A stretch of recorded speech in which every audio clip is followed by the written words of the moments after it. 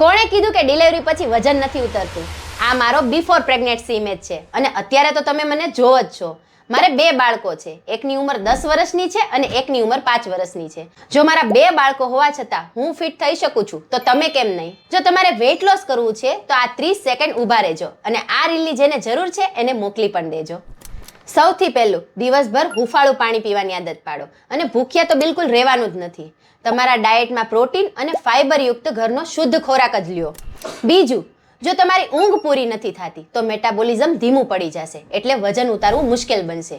એટલે જ્યારે પણ બાળક સૂવે છે ત્યારે તમે પણ 7 કલાકની ઊંઘ પૂરી કરવાની કોશિશ કરો. ત્રીજું, ભારે એક્સરસાઇઝ કરવાની ઉતાવળ ન કરો. રોજ ખાલી 20 થી 30 મિનિટ હળવું વોકિંગ કરો. આનાથી તમારું શરીર એક્ટિવ થશે અને ફેટ લોસ પ્રોસેસ ઝડપી બનશે. અને આ એક નેચરલ પ્રોસેસ છે, એટલે ઉતાવળ નહીં કરો. આયુર્વેદ અને મોડર્ન ન્યુટ્રિશનથી તમે ફરીથી ફિટ થઈ શકો છો. જો તમે પર્સનલાઇઝ તમારા બોડી અકોર્ડિંગ ડાયટ પ્લાન બનાવવા માંગો છો તો મારા બાયોની અંદર એની ડિટેલ મળી જશે, ત્યાં જઈને ચેક કરી લેજો.